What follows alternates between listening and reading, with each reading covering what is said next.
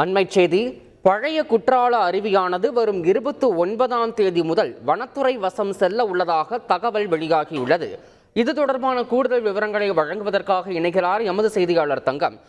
வணக்கம். பழைய குற்றால அருவியில ஏற்கனவே பாதுகாப்பு குறைபாடுகள் இருப்பதாக குற்றச்சாட்டு எழுந்த நிலையில தற்போது வனத்துறை வசம் செல்ல உள்ளதாக தகவல் வெளியாகி இருக்கிறது. இது குறித்தான கூடுதல் விவரங்களை பதிவு பண்ணுங்க.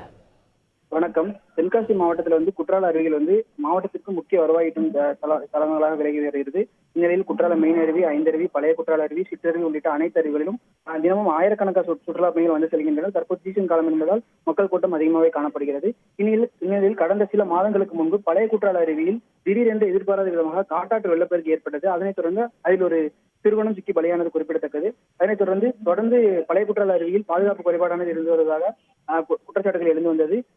அதற்கு முன்னதாகவே பழைய குற்றால அருவி காப்புக்காட்டு பகுதியில் இருப்பதாகவும், எனவே அதை வனத்துறையிடம் ஒப்படைக்க வேண்டும் என வனத்துறை தொடர்ந்து நடவடிக்கைகள் மேற்கொண்டு வந்ததாக கூறப்படுகிறது. இந்நிலையில் இந்த தகவல்கள் தொடர்ந்து வெளியாகி வந்த நிலையில் தற்போது பழைய குற்றால அருவியில் ஏற்கனவே அதாவது செக்போஸ்ட் அமைக்கும் பணிகள் வனத்துறை மேற்கொண்டு வந்துட்டு இருந்தாங்க.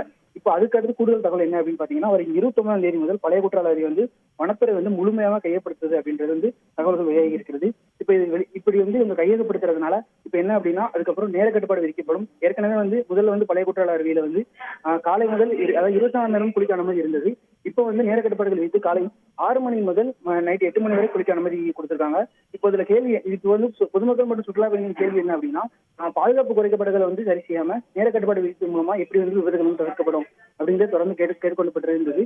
அதையும் தாண்டி இப்போ பாத்தீங்கன்னா பழைய குற்றால அருவி பகுதியில விவசாய நிலங்களும் உள்ளது, அங்கு வியாபாரிகளும் இருக்கின்றனர். இப்போது வனத்துறையிடம் செல்வதால் நேர கட்டுப்பாடு விதிக்கப்படும். மேலும் மக்கள் செல்வதற்கு கிடுக்குப்பிடிகள் கொடுக்கப்படும் என்ற நிலையில் இப்போது இது எப்படி மக்களோட வாழ்வாதாரத்தை பாதிக்கப்படுது என்பது குறித்து பொதுமக்கள் தொடர்ந்து எதிர்த்து தெரிவித்து வந்துட்டு இருக்காங்க. இதுல நேற்று வனத்துறை அமைச்சர் மதிவேந்தன் பழைய குற்றால அருவி திடீர் ஆய்வு மேற்கொண்டார். அது ஆய்வு குறித்த பெரிய தகவல்கள் வெளியளவில் கூறப்படவில்லை. இந்நிலையில் தற்போது 29ஆம் தேதி முதல் பழைய குற்றால அருவியானது முழுமையாக வனத்துறையிடம் செல்வதாக தகவல் வெளியாகியுள்ளது. தகவல்களுக்கு நன்றி தங்கம். செய்திகளை உடனுக்குடன் தெரிந்து கொள்ள உடனே சப்ஸ்கிரைப் பண்ணுங்க.